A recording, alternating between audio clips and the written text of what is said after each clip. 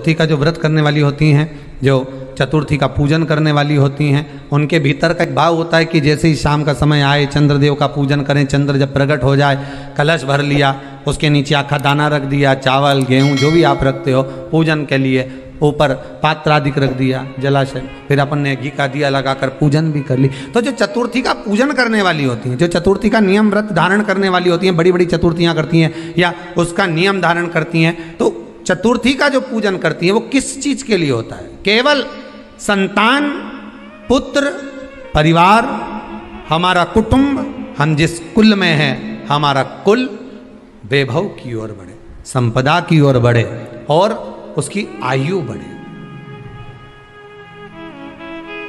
उसकी आयु बढ़े, वैभव बढ़े।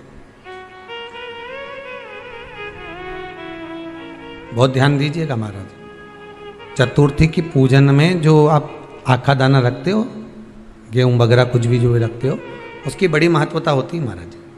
यहाँ तक कहा गया है, चतुर्थी की कथा तो आप लोग पढ़ते होंगे, जो लोग पढ़ते हैं उनको मालूम होगा। चतुर्थी की कथा में लिखा है, चौथ माता के व्रत में वर्णन किया गया है कि वो आखा दाना जो रखा जाता है, मान लो कोई जरूरी काम होता है तभी आखा दाना को रखा जाता है, संभाल के रखते हैं कि हम इस काम के लिए जा रहे हैं और हमारा ये कार्य सफल होना चाहिए।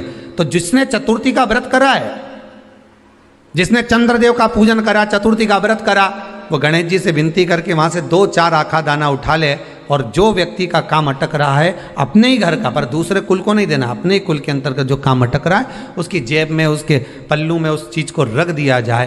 तो चतुर्थी जो अगली आती है, जैसे आप महीने की करते हो तो महीने की, और आप जैसे करते हो कि 4 अलग बड़ी बड़ी चतुर्थी करते हो तो उसके अनुसार आपका कार्य सिद्ध होता ही है। उस आखे दाने का इतना महत्व होता है क्योंकि चतुर्थी का व्रत करने वाली माता जब व्रत करती है तो स्वयं चतुर्थी की कथा में लिखा हुआ है कि पार्वती जी गणेश जी से चतुर्थी की कथा बचवाती।